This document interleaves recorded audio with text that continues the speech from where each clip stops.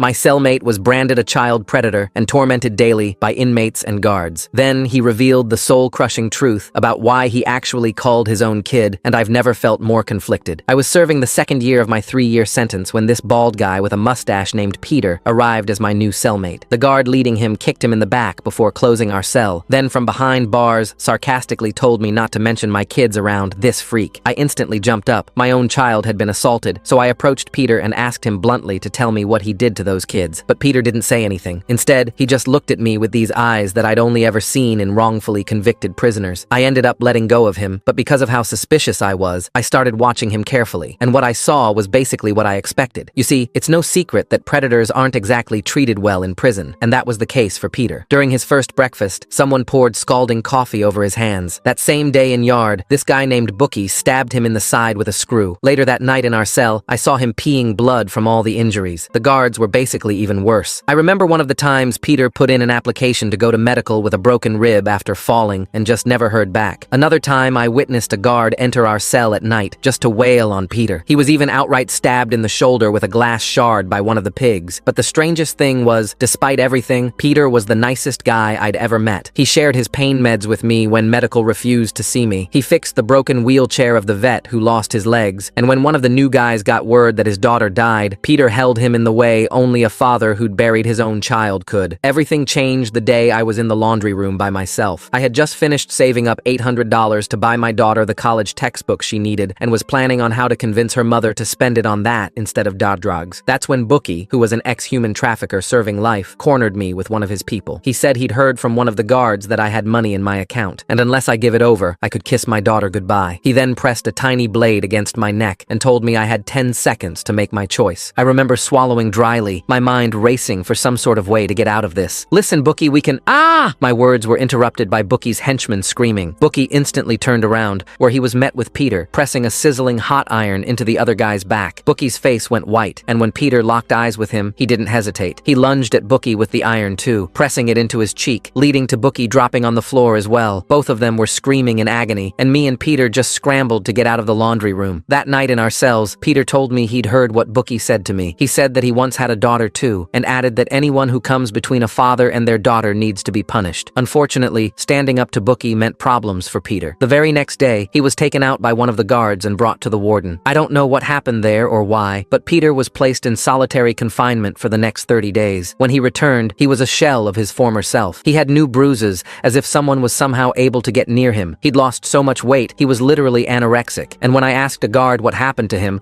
I was told to mind my business.